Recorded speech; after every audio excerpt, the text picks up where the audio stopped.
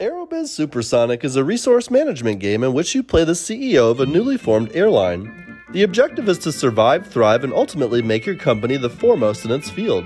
This involves organizing routes to 89 international cities, maintaining your planes, establishing hubs, advertising, tracking quarterly annual sales reports, winning passengers from competitors, dealing with natural disasters, employee strikes, investing in such business ventures as hotels, branch offices, amusement parks, concert halls, ski resorts, golf courses, and more. To form your fleet, you can select more than 50 airplanes including a Boeing 747, DC-10, and some fictional aircraft. There are 4 eras of aviation history from which to choose, 2 of which are futuristic. Gameplay is suitably complex, but the graphics are merely average, depicting buildings, a world map, etc. Known as Air Management 2 in Japan, also released for the Genesis. And it drops in at number 50 on our list. The Super Nintendo version isn't so hot in the graphical and sound departments, with sprites that are a little under half the size of the arcade and some rather muffled sound. It plays pretty closely to the arcade though, once you set the controls to something other than the default layout. What really makes this port interesting, however, are the cheat menus, of which there are 3 to unlock. You've got options that let you use Motaro and Shao Kahn as playable characters. Also, there's an option to enable pausing the game. Yes, you have to use cheats to pause the game. The Genesis version looks about the same as the Super Nintendo version, if a little more washed out.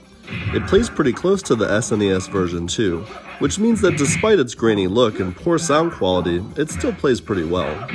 New playable characters include Cyrax, Cabal, Nightwolf, Sector, Sindel, Shiva, and Striker. Bosses include a centaur called Motaro and Shao Kahn, Emperor of the Outworld.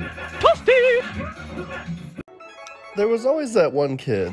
You know the one. He had the latest video game system, usually before the rest of us even knew it was out. You could count on him having the latest games and telling everyone else about it. I never was that kid. On the contrary, I usually had the previous generation console found at a garage sale or flea market. But that's alright, since it gave me the chance to enjoy the best games at the best price. For only a few dollars more than the cost to rent a game from Blockbuster, I picked up top-tier games for the Super Nintendo, including such titles as Super Mario Kart and Earthbound. I was shocked when I came across Street Fighter Alpha 2 in the local Blockbuster discount bin for a paltry $7, but I scooped it up and took it home. I was completely unaware this game was even coming out for the system. The SNES port included load times? Yes, before each fight there was an awkward pause followed by another while loading took place. None of this mattered to me since I was kicking butt and taking names with Sakura on a system that I actually owned. The Double Dragon series is one of my favorite beat-em-up franchises of all time. While I never really experienced the arcade games back in the day, I especially enjoyed Part 2 of the NES. Super Double Dragon is perhaps my second favorite in the franchise. The game controls differently than the other games in the series, and that is why I'm drawn to it. Instead of simply mashing on buttons like early games or having to manipulate level aspects, Super Double Dragon is all about utilizing the newly implemented techniques to counter and destroy your enemies. As is true for most beat-em-ups, the game is all about timing, and it's very satisfying to counter an enemy's punch, which you actually catch with your hands, and then pummel them into oblivion. I can almost see the look of disbelief on their faces as they know at that point that they're done for. Throw 2 skilled players in the mix and things become really fun. The key is just knowing that this game isn't a button masher like many other beat-em-ups, and it requires a bit more of an analytical approach to take out a slew of enemies. Just make sure you don't get surrounded, as you will definitely get your ego knocked down a peg or two. Although it sort of looks like a Link to the Past, Goof Troop is neither as deep nor as enjoyable as the Nintendo masterpiece. But it is a quality game. Players control Disney's Goofy and his son Max as they explore Jungle Island in order to find the pirate stronghold and to rescue their kidnapped pals PJ and Pete. To aid them in their puzzle-laden quest, Goofy and Max can find and use barrels to throw at pirates, boards to cross broken bridges, a rope gun to cross streams and bottomless pits, candles to light the way through dark passages, a shovel to uncover buried items, and keys to open doors. Ringing a bell brings pirates running, while collecting bananas and cherries adds hearts to your health meter. Diamonds will earn you extra continues, and to open certain gates, Goofy and Max can kick blocks into special markers and switches. To reset a puzzle, simply walk off the screen and then back again. If you're considering playing Goof Troop, it's essential you have a friend to play with, as without them, you're not getting half of the intended experience. From the moment the Nintendo logo appears on the screen, it's clear that this is not a straightforward Tetris game, going even further beyond other Tetris spin-off games appearing on the Super Nintendo. The contrast from the darker tones and carved stone aesthetics is presumably caused by the game's origin, a Japanese puzzle title, which Nintendo adopted, replacing the colorful anime artwork with a childlike hand-drawn universe that the Yoshi-themed games have adopted. Whether the sickly sweet graphics and twee background music appeal to you or not, it would be a disservice to overlook this game for those reasons alone, as what lies beneath contains both a tense and competitive puzzle game, and also a slower strategical solo game that gets devilishly tricky toward its latter half. The core gameplay presents itself as match 3 puzzle game, but rather than having a constant feed of puzzle pieces falling from the top, Tetris Attack fills its playfield line by line from the bottom. The colored panels are swapped horizontally 2 at a time by a player's cursor. The year is 2962, an era that suppresses freedom of thought and expression in the name of calm and peaceful coexistence among the denizens of the 12-star systems under the jurisdiction of the galactic conglomerate of unified planets. Most forms of fun have been eliminated, so outlaw thrill-seekers such as yourself have created an illegal racing tournament. You will race on 48 alien tracks of varying conditions spread over the 12-star systems. With a multi-tap adapter, 4 gamers can compete at once in versus mode via a 4-way split screen. You can select from 4 different cars, the Cheetah, the Demon, the Phantom, and the Pegasus, each rated according to acceleration, speed, and boost. Scattered on the tracks are various pickups including money credits, speed boosts, and other secret bonuses, and placing in the top 9 of races earns you credits to upgrade your car. Top Gear 3000 is a fairly entertaining racing game, and it has enough secrets, bonuses, and tracks to hold your interest. Draken has stuck with me all these years later because of its credible atmospheric experience. Every facet of the game seems like a dark mystery. Its ambiance drew me in, despite the fact that the storyline's a mess. But that didn't matter because there was a mystery around every polygonal corner. You could be walking through the open plains at night when lo and behold a constellation comes to life and annihilates your entire party. See a graveyard on the horizon? Be careful. Bump that gravestone and the giant severed head of a demonic-looking hellhound will appear, howling in its unabated fury. Is that a shark fin in the moat of the castle? Try crossing the bridge when it's in sight and you'll be chomped to bits before you even blink. Draken is filled with those sorts of brutal but mysterious and awesome touches. If I'm looking at this without the rose-tinted glasses of nostalgia, it'd be hard to recommend Draken to a younger demographic. But if you can be patient, forgiving, and open-minded, Draken will provide at least an admirable and unique RPG experience. I remember walking into John's room to find him and Laura playing Super Bomberman. Their little avatars toddled around a block maze, setting bombs that exploded in fantastic plumes of red and orange flame. The game felt utterly bright and new. I remember the darkness of the room, the midnight blue carpet, the curtains drawn. John and Laura sat cross-legged before the TV, their faces glowing bright from the game. 2 extra controllers snaked over the carpet beside them. I followed the cords to the half-moon looking hunk of plastic plugged into player 2 port. I did some quick math and was left dumbfounded. 4 controllers? I pointed to the peripheral. What's that? Neither John nor Laura looked away from the screen. Super multi-tap, John said. He always knew everything's exact name. 4 players. I picked up the 3rd controller like choosing Indiana Jones's holy grail. Super Bomberman felt like a discovery, like the dawning of a new age. It felt as though we finally arrived in the future. I appreciate International Superstar Soccer Deluxe for its ambition and innovation much more than I enjoy it as an all-around game. It depicts certain soccer elements better than anything else of its time, but it also has some key shortcomings. Your view of the action is slightly off-center, so the midline actually runs diagonally up the screen. It gives the game a unique feel of depth, sort of like a fake 3D effect, but it also makes you feel like you're on the side of a mountain. It can cause nagging difficulty, especially on defense. The bigger issue is that the view is so close in. I get why they did it. The graphics are some of the best of any 16-bit sports game, but it's very limiting. You see less than 5% of the field at a time, and you often need to make a pass to somebody who's off-screen. Despite that, there are times when this game feels surprisingly modern. Simple moments like a well-orchestrated set of passes have a delicious soccer-like flavor. In 1995, the only other games that could replicate sports close to this level were EA's hockey and football games. The early FIFA games weren't even on the same pitch.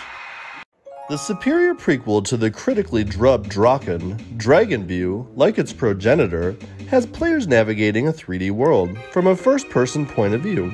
During the combat scenes, however, the action switches to a side-view perspective, with players as Alex walking, jumping, swinging a sword, and acquiring such weapons as bow and arrow and a boomerang-like device called a Hausa. Defeating enemies grants experience points, and leveling up increases offensive and defensive character stats, while finding special items can increase hit points and magic points. You can find magical rings and weapon upgrades as well. Areas to explore include dungeons, deserts, caverns, ruins, swamps, snowy mountains, and towns, known as Super Draken in Japan. Although Dragonview sports several views and intricate gameplay, it falls short of breaking any new RPG ground. The hit points, experience levels, magic points, and weapon changes are standard RPGs here, but you'll yearn for the days of yore and maybe some good old-fashioned monster bashing. Drop your memories in the comments! Few cartridges in my collection got a workout like Zombies Ate My Neighbors. It was as though the programmers took my love of horror movies and reimagined it into one of my favorite games on the platform. Zombies would pull me in and make me lose track of time. My brother and I spent days dissecting the game, trying to figure out what weapons worked best against which enemies. We kept a notebook for making a list of passwords to jump to levels if we both died. My favorite memory of the game is from the day my brother got married. Instead of getting ready for his wedding, we're hanging out at his house playing zombies. I remember pausing so we could quickly get dressed for the wedding and then returning to the game wearing tuxedos. Even now, when my brother and I get together on occasion to play video games, this title remains a favorite. Zombies is fun when played solo, but cooperative mode is best. It's perfect for extended game sessions, as well as when you only have a few minutes to play. The levels are fun to explore and discover secrets in, and the music and sound effects are amazing. To this day, hearing the chainsaw in the Hedge Maze Mayhem level sends chills down my spine. The game features 55 monstrous levels, each with a fun theme, such as Grocery Store Gone Bad, a demented shopping mall, a mysterious island, Mars Needs Cheerleaders, Dancing with Werewolves, and Weird Kids on the Block. Yes, film and monster and pop culture references abound, as does a heaping help of tongue-in-cheek humor. Not only is Zombies a blast to play, it is light-hearted, highly welcome nod to B-movie cinema. The SNES version looks and sounds better than the Genesis game, though blood in the SNES card is green or purple instead of red, keeping with Nintendo's family-friendly policies. In the SNES game, you have to push a button to display the radar, while the Genesis version is more convenient, in that it shows the radar and screen at all times. However, the radar does compress the playfield in the Genesis game, making it smaller. One of the more highly regarded racing games of the 16-bit era, Rock'n'Roll Racing is somewhat similar to Championship Pro-Am, with players driving laps around twisting, turning tracks viewed from an isometric perspective.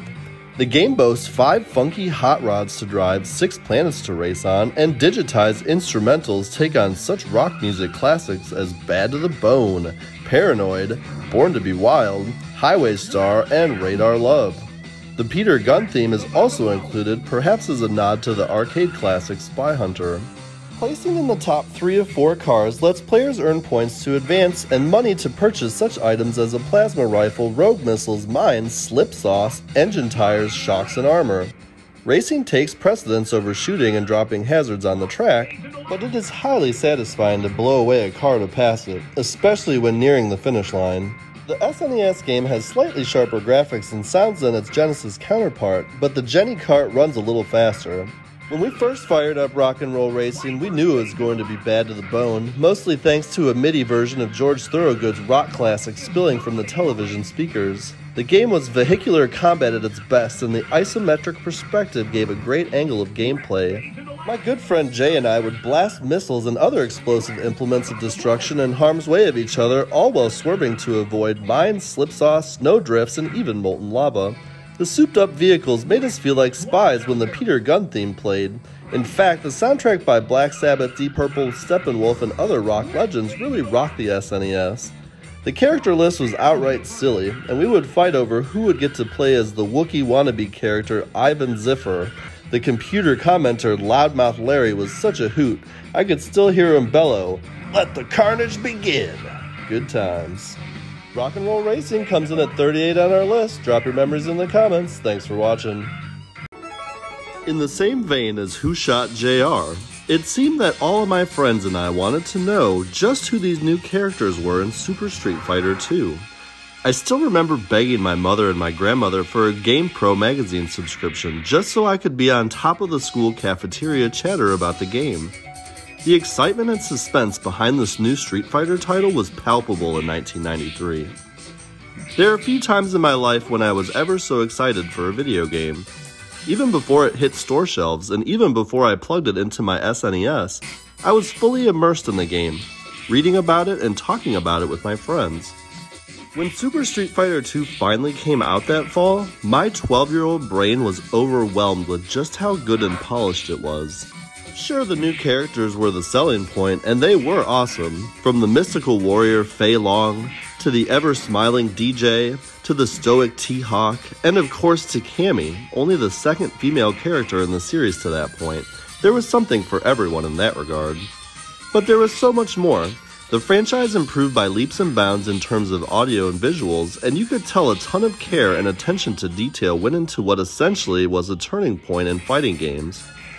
Few games united South Scranton Intermediate School gamers with the simple agreement that Super Street Fighter 2 had to be experienced to be believed. The port also features new and expanded modes of play along with returning modes. In Super Battle Mode, you choose a fighter and try to defeat all of the other fighters to earn the right to battle M. Bison. Group Battle has you creating teams, while Tournament Battle lets up to 8 players compete for a Street Fighter championship. There's also a time challenge mode where you try to knock out your computer opponent as quickly as possible. Most regard this as the ultimate Street Fighter game for the SNES, and it drops in at number 37 on our list. Drop your memories in the comments. Thanks for watching. My best friend in elementary school managed to get a Super Nintendo shortly after its launch, and I remember going to his house to play an array of the early releases. Super Mario World, F-Zero, Gradius 3, Super R-Type. Pilotwings proved to be one of my favorites of his initial library, slotting in nicely with my burgeoning interest in flying an aircraft. While it's easy to go back and find faults in the game, the Mode 7 effects did not provide any real vertical depth to the landscapes, and the helicopter stages basically just relied on a lot of memorization and a bit of luck. It wasn't easy to find anything similar on game consoles at the time. Despite the limitations of the hardware, I love that the game rewarded you for being able to adjust for wind, momentum, and the general rules of flight, and to this day I still enjoy risking a solid run to land on the expert platforms for those goofy bonus stages, Birdman, the penguin suit, and trying to land perfect scores. As you begin the game, a flight instructor offers you a lesson in piloting the biplane and parachuting. You'll try to land the plane safely on a runway, and then you'll skydive through a set of rings and aim to land in the middle of a target zone. Success earns you certification, and you can move on to more difficult plane and parachute scenarios, along with the experimental rocket belt. Then it's on to the hang glider and finally the helicopter. As you soar through the clouds, you'll turn right and left, lower and reduce throttle settings, monitor your altitude and speed, adjust your angle and approach, do stunts, monitor fuel consumption, be mindful of course boundaries, adjust for wind velocity, check target positions, and more. You'll be scored in various categories including accuracy, angle, time, and speed. Instructors provide guidance, and you can save your progress with passwords. Good controls, the fun sensation of soaring, and smooth scaling and rotation make this game a winner. And Pilotwings falls at number 36 on our list. Share your memories in the comments. Thanks for watching. I should have known better. I'm about as non-confrontational as they come. So when Brett, my dear boyfriend, suggested we play a fighting game together, I should have coyly demurred. I could have suggested a less antagonistic title, but buoyed by the fun we had playing The Simpsons beat-em-up in the arcades, I figured it could be cathartic to relieve some tension. I thought it'd be a good way to spend time with my love, and besides, it was just a game. I thought wrong. Once I became Chun-Li staring down her sumo-sized opponent, losing was not an option. I had no use for strategy, no time to learn what buttons to push. Learning curve? Poof! I hit every button as fast as I could. Punch, kick, spin, dodge, accidental whirlwind kick. How did I do that fireball? Somehow, in spite of my ignorance and poor coordination, Chun-Li managed to bestie Honda in our first round. If I could beat Brett with my chaotic, all-out random assault on the controller, then that old theorem about a million monkeys typing the works of Shakespeare just might be true. This win was my Hamlet. I should have known that there was no way my victory was anything but dumb luck, that a repeat was against the odds. I should have set the controller down right then and called it a night. Brett wanted to play out the match, and in the next rounds he easily knocked me out. He had the nerve to again and again pummel me, Chun-Li. I did not take it well. Seeing my frustration, Brett kindly offered that we handicap the game to give Chun-Li an advantage against her opponent. So when I lost again, my grief bypassed denial and flew directly to anger. Then the tears came, buckets of tears. Brett tried to soothe me. His face flushed with the thrill of victory provided no comfort for my reddened cheeks. My sweet boyfriend was in a no-win situation, as was I, and fortunately my love for Brett and for gaming did not end that night. Cooperative games allowed us to combine our efforts and work with instead of against each other. Decades after our wedding, Brett will sometimes ask if I'm ready to give Street Fighter another try. I could succumb to my competitive nature and go for it, but remembering my bruised ego and battered Chun-Li coyly demur, now I know better. Despite the absence of 4-player mode, Sunset Riders for SNES is a nice port of Konami's 1991 Cowboy Contra run-and-gun arcade game. It features all 4 playable characters, each of whom walks, jumps, and shoots through 8 hectic but colorful levels of Old West action. While battling the baddies, including bandits and corrupt cowboys, you can grab Sheriff Badge power-ups for double shot and rapid fire. As with Contra, you can shoot right, left, down, and diagonally. You can also pick up and throw dynamite, slide under enemy fire, and enter doors to grab bonuses. The game has many of the trappings of the Old West and is highly interactive within that context. Guys with names like Simon Greedwell and Chief Scalpum appear as bosses, and there are first-person shooting gallery-type scenarios where you will aim and fire at bad guys that pop up. A second gamer can join in for co-op action. Some of my all-time favorite memories hanging out at the arcades as a kid are when I would team up with 3 friends and play through Sunset Riders. It's perhaps my all-time favorite Konami arcade game, sitting right up there with the company's other multiplayer arcade classics of the time like TMNT, X-Men, and Simpsons. Konami was simply amazing in the 90s. What I absolutely loved about Sunset Riders was the cowboy western themed gameplay that not only offered fantastic shooting action, but also loads of over-the-top moments that made the entire experience a riot. For example, you would avoid getting trampled by stampeding cattle by sprinting across the entire herd, or you could gain power-ups by popping your head into a saloon. Konami did an admirable job porting the game to the SNES, preserving a majority of the arcade's fun in the process. While it only supported 2-player versus the arcade's 4, it remains one of the most fun shooters on the platform. Super Nintendo's Sunset Riders is also consciously politically correct, with any arcade instances of liquor swigging, harlot snogging, and Native American tribe battling being removed in the conversion. Based on Nintendo's 1985 arcade game of the same name, Super Punch-Out is the graphically and sonically superior Super NES update to Mike Tyson's Punch-Out, the NES classic. The game has you boxing your way round after round against an assortment of wacky characters. Some of the characters return from the earlier games, while others are new. Each has a different special move and fighting pattern. Your boxer in this game is transparent, allowing for a first-person perspective, a view that remains faithful to the original arcade version of the first Punch-Out from 1984. Defensive positions include guarding, dodging, and ducking, while punching maneuvers include a variety of uppercuts, hooks, body blows, and jabs. Each punch has different power and speed, and you can use special knockout punches when you build up your power meter. Cartoonish graphics, unorthodox moves, and arcade-style gameplay underscore the title's lack of realism, but it is a fun arcade-style experience, and there is a strategy involved. This is not a simple button masher. You should watch your opponent's moves closely, as they usually telegraph their moves before attacking, and dodging and ducking play an important role. The game features battery-backed memory and allows you to enter your name so records and data can be saved for the next time you fire up your SNES. One of the best new additions was Time Attack Mode, which kept track of the best knockout times for every opponent. You can spend hours just trying to shave off precious milliseconds in an attempt to KO Super Macho Man before the 1-minute mark. Everybody who enjoyed the original is encouraged to check out its excellent 16-bit sequel. Super Punch-Out is a really tough game, but it's one in which repeated playing really pays off. Once you learn the ropes, you learn how to actually fight better, how to take advantage of your opponent's weaknesses, and how to really stick it to them when you need to. Super Punch-Out comes in at number 33 on our list of the top 100 SNES games of all time. What are your memories of Super Punch-Out? Share them in the comments. And as always, thanks for watching. Transylvania legend has it every 100 years, Dracula is revived and grows bigger, badder, meaner, and nastier than ever. For generations, the Belmont family has kept Dracula in check and prevented him from transforming all of humanity into creatures of darkness. Now 100 years have passed since the last clash of the Belmonts and the infamous vampire. In Super Castlevania 4, the sequel to Castlevania 3, Dracula's Curse, it's up to you as Simon Belmont to explore the giant, multi-tiered castle of the undead and its surroundings, including dungeons, forests, graveyards, mountains, and other spooky areas.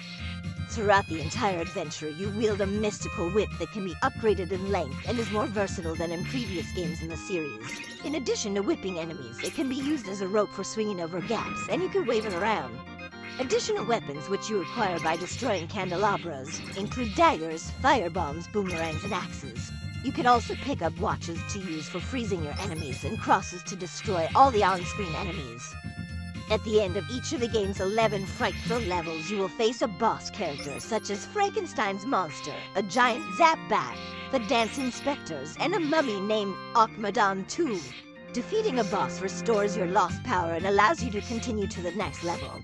Standard enemies include bats, gargoyles, mermen, flying Medusa heads, ghosts, disembodied horse heads, killer caskets, skeletal knights, viper swarms, and the like. Everything about Super Castlevania 4 is great, from a whip-wielding hero you control, to the scary monsters you battle, to the atmospheric music and sound effects. The controls are excellent, and the game is challenging but beatable, and the standard weapon is fantastic, while at the same time it's refreshing to use projectiles and other weapons. Graphically, the game's a knockout with rich coloring, detailed creatures and surroundings, Mode 7 effects, and parallax scrolling. And it comes in at number 32 on our list. There's no rest in the year 21XX. Mega Man X and Zero learned from the formerly benevolent Dr. Doppler, who helped suppress and reprogram the Reploid Mavericks, and let Rogue and unleash those Mavericks on the world. The plot of Mega Man X3 drew me in immediately, and what could have been an unnecessary sequel was instead, pun intended, just what the Doctor ordered. Some consider this to be the hardest installment of the original X trilogy, but with the added bonus of Zero being a playable character throughout.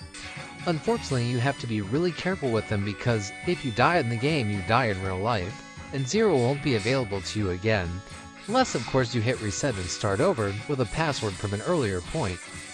Gameplay is hardly the most difficult part of this cartridge though. Actually acquiring a copy is the hardest part. A few years ago, my wife and I scoured a local game shop for months until she found one in the box, game only, no inserts, for $50 and bought it immediately. It was already going for double that on eBay at that point, and commands a far higher value now. As a result, most of you reading this who have played the game probably played it through either Nintendo's Virtual Console or Mega Man X Collection or GASP emulation. Is Mega Man X3 worth $200 or more? I enjoy the game, but not that much more than X2, which you can usually find for half the price on a cartridge. Plus, you can buy either one on Virtual Console for $8, and I honestly can't tell much of a difference. The music is dreary on this one compared to X and X2, which may make you wonder why you spent so much money on it. However, Neon Tiger Stage does have an infamously uncanny tune similar to Guns N' Roses' song. That's always worth a good laugh, just not the $200 or more. Mega Man X3 comes in at number 31 on our list of the top 100 Super Nintendo games of all time. Share your memories in the comments, and as always, thanks for watching.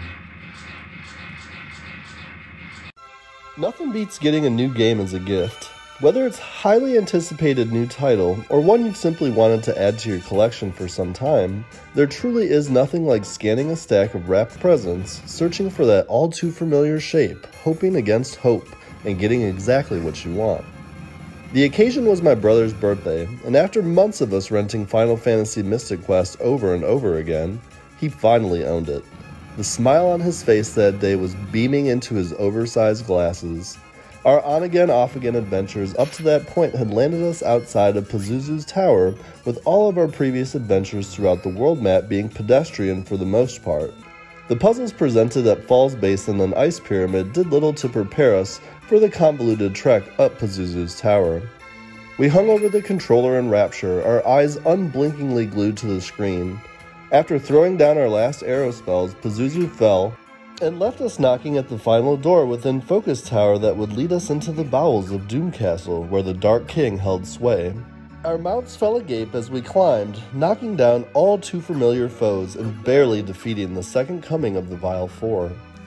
After a transcendent walk up to the Dark King's throne, we engaged him in a battle of epic proportions, launching spell after spell of white and flare. It wasn't until years later that we found out that he could be beaten with a handful of Benjamin cure spells, but I don't think that knowledge would do much to reattach the roof that got torn off the day we finally beat Final Fantasy Mystic Quest. Essentially a role-playing game for beginners, Final Fantasy Mystic Quest has players on a dying planet trying to stop the Dark King from consuming the light from the crystals of Earth. Said crystals were once locked in the Focus Tower, which evil monsters turned from a center for trade and knowledge into a symbol of pure evil. In short, the world was thrown into chaos with monsters terrorizing people all over. Enter Benjamin, a youngster who longs to be a hero. A favorite among fans of the series, Mortal Kombat 2, which improves upon the original with larger characters, faster gameplay, and more varied fatality finishing moves, was released to the arcades by Midway in 1993. The SNES version is a largely faithful port, featuring digitized graphics, good controls, and unlike the first Mortal Kombat for the system, Red Blood. Fighters engaging in a series of one-on-one fights have returned to the battle arena for a tournament held by the evil, shape-shifting demon Shang Tsung of the Outworld. There are 5 difficulty levels to choose from, and in 2-player mode you can use handicap features that let 2 players of unequal skill compete on a more level playing field. The SNES version of Mortal Kombat 2 has better graphics and sounds than its Genesis counterpart, but both are excellent. After the release of the original Mortal Kombat, Nintendo got slammed for the censorship of the game, and so after sticking a label to the box of the SNES version that warned it was for mature audiences only, Mortal Kombat would finally see an unedited release to Nintendo consoles. It also plays much better, with the controls being much more responsive than the SNES port of the original game. While the graphics and sound can't quite match up with the arcade, the trade-off is that there's a secret team battle mode. In this mode, 2 players pick 4 characters and fight it out, with a new character appearing whenever one loses all their health, sort of like King of Fighters. Interestingly enough, while the Western versions of the port are uncensored, the Japanese version has green blood. The screen also fades to black and white whenever a fatality is performed, although the actual fatalities themselves are unchanged. When Mortal Kombat 2 was finally released, we played it all day, breaking only to go out and eat junk food. Mortal Kombat 2 had us yelling, "Toasty!" and performing a myriad array of finishing moves. Favorites included Liu Kang's Disco Dance Friendship and Johnny Cage's Autograph Finisher. It was such a good conversion we pretty much stopped playing the arcade game. In 1994, 1 week of Christmas vacation snowed itself into 2. It was almost the best Christmas present a kid could ask for. I say almost because my neighbor John unwrapped the secret of Mana that Christmas. Today we call it Mana, a 3-player action RPG. For 2 snowed-in weeks, John, Laura, and I called it perfection. We lived in a rural subdivision, a half-mile U carved from soy and corn. My house at the bottom with John and Laura's on opposing legs. The walk between houses took minutes at most. The lure of Super Mario 3 or Star Fox, though, made the trip near instantaneous. I suspect I warped to John's house, like most Christmases, to deliver a tray of Mom's cookies. I don't know, maybe John simply called me over. Either way, I removed my boots, turned right from their entry, and walked the L-shaped hall to John's room. Had Secret of Mana been a record, one could say we played its grooves flat. I remember the 3 of us in John's room battling rabbites and wasps and giant monsters for 2 weeks straight, only breaking for food and occasionally sledding. The part of Mana's plot revolving around saving Santa Claus seemed all the more fitting. A weekend thaw eventually melted our perpetual holiday, and the 3 of us sat on a bright Sunday afternoon at last, watching the Mana Beast dissolve into pixels before our might. The feeling was equal parts satisfaction and regret. After weeks of work, we had saved the world, but it was over. Our saving the world had irrevocably changed it. At 12, we saw the looming edge of our friendship. Different schools, new circles, we drifted apart. It happens, it's growing up. Every time I sit down with a game, I'm searching for mana. I want to be swallowed body and soul. Ohio winters loom as I write this. Shorter days are ushering frosted nights. Maybe this Christmas we'll see another week of snows. Maybe my own children, almost as old as I was then, old enough to slash rabbites with the best of them, will get some extra time away from school. Maybe the 3 of us will sit down in our basement warmed by blankets and cocoa. Maybe at long last I will again find the secret of mana. I remember first hearing about Donkey Kong Country 3 in an issue of Nintendo Power. The article was short, but I kept revisiting it almost daily in anticipation of the game's release. I admit that I was not keen on the idea of a new Kong character being introduced, let alone a toddler, but that didn't keep me from buying the game at my local Toys R Us when it was released. I even got a free shirt for pre-ordering the game. I spent a lot of time during my final year of elementary school playing DKC3, trying to obtain every item and vehicle the game had to offer. Swanky's Sideshow was a nice distraction from the adventure itself. I spent a majority of my time racking up bananas and bear coins, all by defeating Cranky Kong in a game you would find at a carnival. My favorite moment, however, was the first time I unlocked the gyrocopter. Having free travel around the northern Cremasphere was worth the time and effort spent collecting all of the DK coins. The controls are easy to pick up, as would be expected in a Rare game. Kitty is one of the reasons DKC3 gets so much flack from haters. They don't like the fact that Donkey could easily replace the kid, not to mention that not many people enjoy the prospect of dragging along an infant on an adventure. The rest of the reasons that crop up range from the repetitive plot to the lack of quality found in the soundtrack to the few appearances the animal buddies made. The arguments in short, Rare changed it, now it sucks. Well, it's a matter of preference, I have to disagree. Dixie Kong's Double Trouble is an excellent game, and although it may not be on par with Diddy Kong's Quest, it's still a great game in its own right. The graphic style may not be as real as in previous entries, but it's definitely eye-catching. Rare tried out some new ideas to keep the game interesting, and they succeeded to some extent. Getting everything is challenging, but like with any Rare game, it's worth coming back to. Released more than 2 months after the Nintendo 64 hit store shelves, DKC3 was ignored by certain gamers at launch, but it maintained the high quality of the series. And it drops in at number 27 on our list. When I was in junior high school, my group of friends and I were all serious Super Nintendo gamers. My buddy Brian was probably the most skilled. He could hang with anyone in brawlers like Street Fighter II and Mortal Kombat. He lapped the field in solving lengthy adventures like Secret of Mana and The Legend of Zelda: A Link to the Past. Perhaps it's no surprise with such talents that today he's a software engineer at Microsoft. The game at which he truly excelled the most, at least in relation to me, was Top Gear. I simply could not beat him at it.